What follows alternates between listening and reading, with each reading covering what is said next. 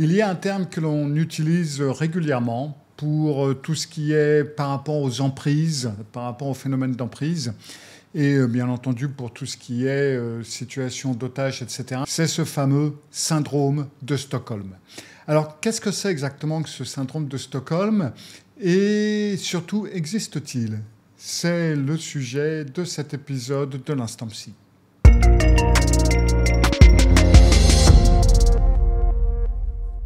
En fait, cette histoire a commencé à Stockholm, donc en Suède, et c'est une affaire qui s'est déroulée du 23 au 28 août 1973. Alors ça date un petit peu. Et il s'agit de Kreditbanken i Stockholm et un prisonnier, Jan-Erik Olsson, qui était en permission, ne souhaitait pas retourner en prison. Et donc il est entré dans la banque Kreditbanken avec une mitraillette cachée sous sa veste.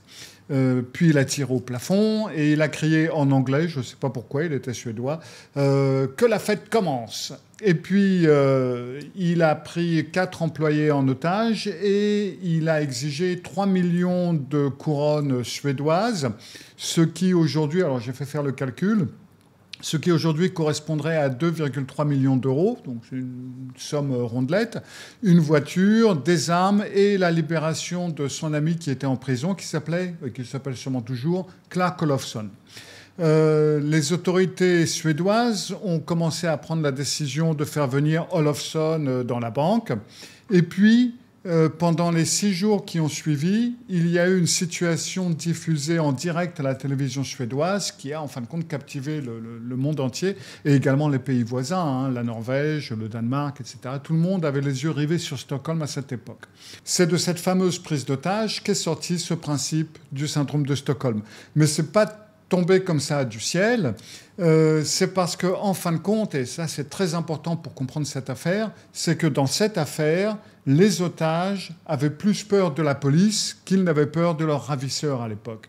L'une des otages, Christine Enmark, a même téléphoné au Premier ministre de l'époque, qui était Olof Palme, et lui a dit clairement qu'elle avait peur des méthodes violentes de la police, elle avait peur que ça les mette en danger eux-mêmes. Et Palme lui a répondu, alors accrochez-vous bien, qu'il fallait qu'elle soit prête à mourir en héroïne pour l'honneur national plutôt que de laisser l'État négocier avec les criminels. Donc, il faut voir que la situation était quand même un petit peu différente que ce que l'on sait et que dans ce cas, en tant qu'otage, vous vous retrouvez au même plan que les ravisseurs du coup. La police a percé des trous dans le plafond à l'époque. Alors, non seulement ils ont percé des trous, mais ils ont fait comme s'ils perçaient des trous ailleurs, en fin de compte, pour faire un bruit infernal. Tout le monde s'était réfugié dans la salle des coffres. Et donc, ça faisait un bruit infernal. Et les otages et les ravisseurs, en fin de compte, étaient tout simplement terrorisés de ce qui allait se passer. Par rapport à ce perçage de trous dans le plafond, il y a eu des échanges de tirs, il y a eu des policiers qui ont été blessés. Et donc, les otages ont vécu cette période, ils étaient attachés dans un espace confiné, avec une menace constante de l'intervention policière violente aux environs. Et donc, finalement, le 28 août, la police utilise du gaz lacrymogène pour forcer Olofsson et Olsson à se rendre, malgré les menaces d'Olsson de tuer les otages si une seule attaque était tentée. Rien à battre. Ils ont balancé du gaz lacrymogène.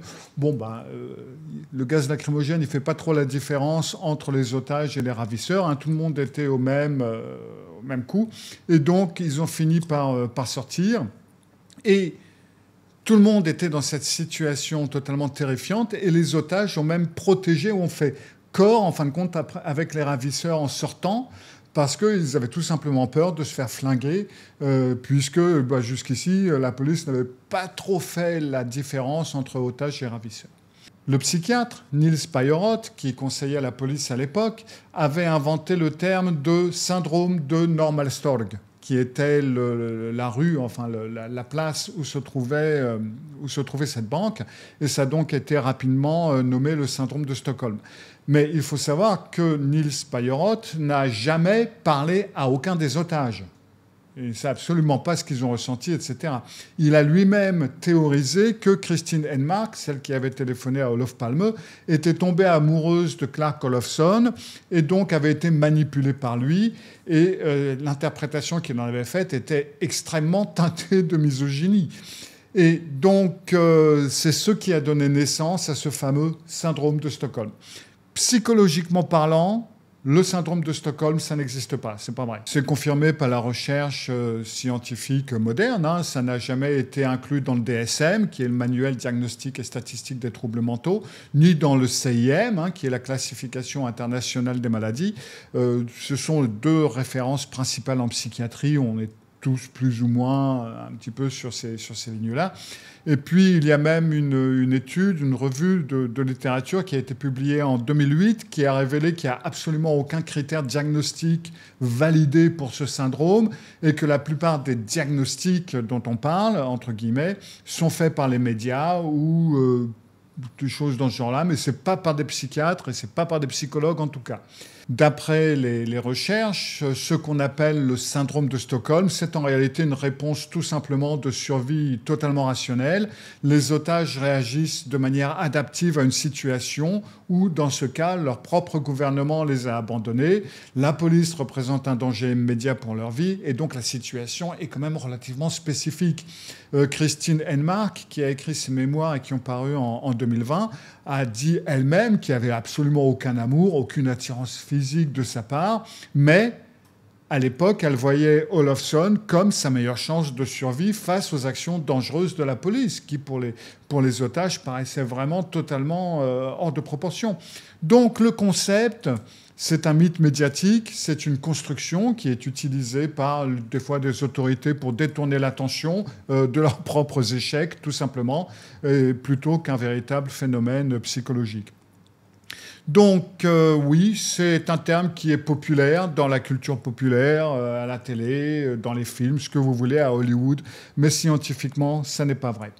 Et ça n'a rien à voir avec l'emprise qu'une personne narcissique ou qu'un ravisseur peut avoir sur ses victimes. Et ça, c'est un phénomène tout à fait différent, beaucoup plus complexe, et qu'il ne faut pas résumer à un truc pop culture du genre de syndrome de Stockholm. Pour ce qui est du lien traumatique, j'en ai parlé dans une autre vidéo, vous pouvez la voir ici.